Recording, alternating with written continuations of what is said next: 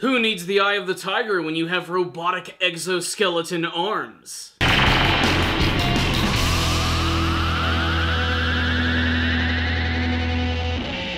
The Megalobox anime series is finally here, and wow, what a striking first episode. Not only is it very distinctive looking and has an incredibly awesome art style, but it's also staying true to its roots, as this is a spiritual successor to the Ashita no Jo franchise, which is an old boxing manga and anime series. In fact, Megalobox in many ways is kind of a retelling of that show. I don't know too much about Ashita no Jo. In fact, my only experience with boxing anime is Hajime no Ippo, and I don't even know if this counts, but I used to play a lot of Mike Tyson's Punch-Out!, so I'm pretty excited to see what this entire series is going to be about. And I got a lot of requests to check out this series, and I almost didn't look at it, because I'm not really a big fan of sports anime, but this one right here I think is going to be a little different, and that's because it has a very cool sci-fi twist. It takes place in the not-too-distant future, where there is this brand new sport, which is known as Megalobox, where you have boxers who wear these exoskeletons,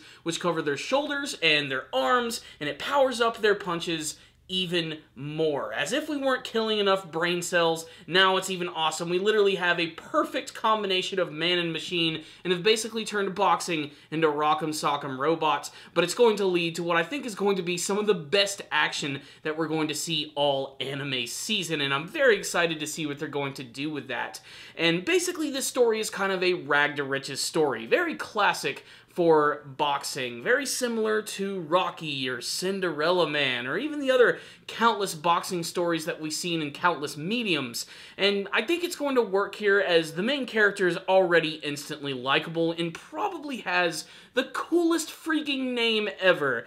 His nickname is JD, but everybody calls him Junk Dog. What a freaking cool name. And Junk Dog is going to be our main character here, and unlike the big professional Megalobox boxers, he actually operates in the underground circuit, where basically his instructor, his boss, his trainer tells him to go in, beat the crap out of his opponents, but then take the fall in the final round. This way they can rig the matches and make a lot of money. The thing is, Junk Dog really wants to have a legitimate fight, and he actually wants to go toe-to-toe with people who actually do know how to box. And even with weak exoskeleton gear, which quite simply in the series is just known as gear, he's still able to hold his own against some incredibly powerful opponents. What I love about Junk Dog is that even though he's using outdated technology, he's still able to go toe-to-toe with people who have a way better rigs and gear that they're wearing when they actually go into a fight. Now, what is really interesting about this world is just how incredibly gritty it is. It is in the future, but everything looks kind of like a post-apocalyptic setting. Everything's all dusty and beat up, and the characters are just as rough around the edges, with Junk Dog being sort of like a real vicious dog himself. It's kind of really what they're going for here. He's kind of scruffy, and his actual trainer is this eye patch wearing guy who's not unlike Mickey from the Rocky movies.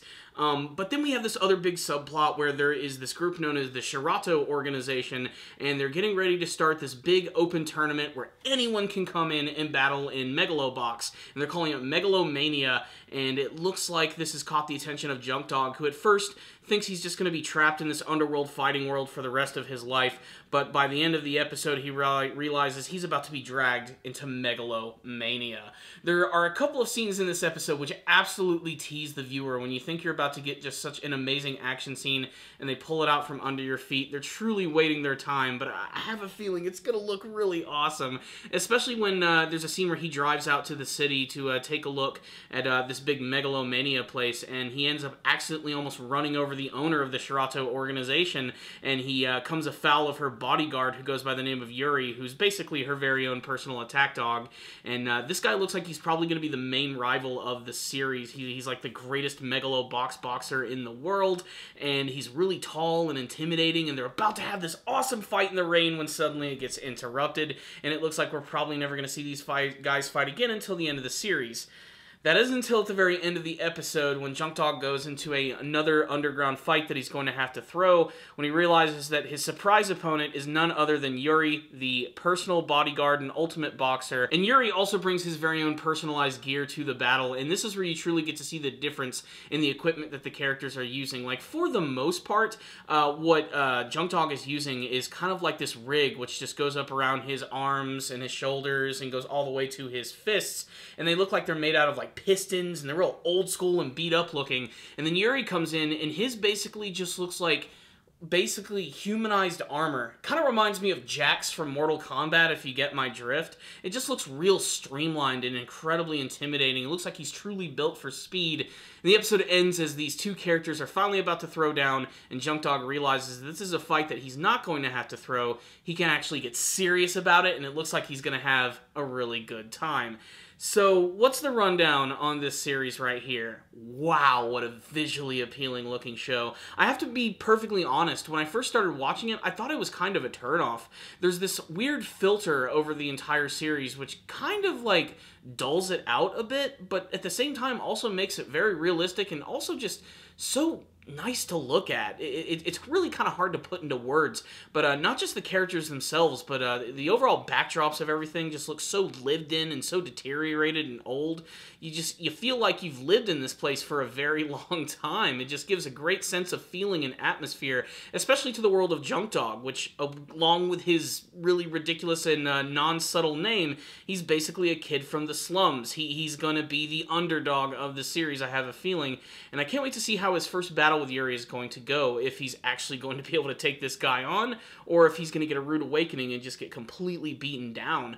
I can't wait to see how that's going to happen. The tension was in the air the entire time, and I'm kind of glad that I haven't seen any of the Ashita no Joe stuff before, because if this is like a retelling or something, I'd know exactly what's going to be happening next, and the anticipation of what's going to be going on in this world is really cool. The actual gimmick of the show hasn't really paid off quite yet, because ultimately it still is just a boxing anime. I mean, they're still just throwing punches.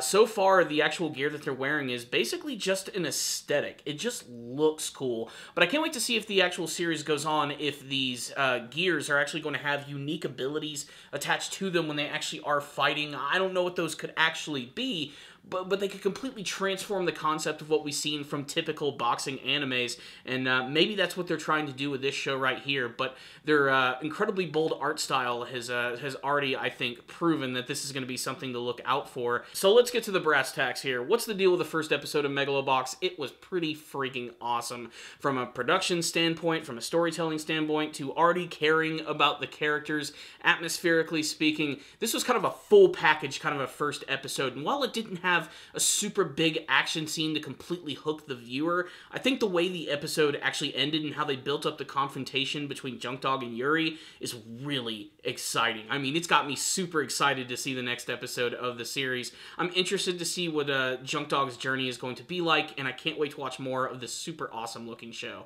So there it is. That's my thoughts on the episode. I'm giving this one a 5 out of 5. I absolutely loved it. It just sucked me in from beginning to end. But I'd love to hear your thoughts about the very first episode of Megalobox. Tell me all of them in the comments section below. Do you have any previous history with Ashita no Joe or some any other boxing anime? What do you hope to see from this brand new series? Let's get a discussion going, guys. I would love to chat with you guys in the comments section. Thank you guys again for watching this review. Make sure to check out the channel. I'm releasing a ton of anime reviews for this season. There is a lot of really great material, so make sure to check that out. I will see you guys next time, and as always, stay Dandale, baby.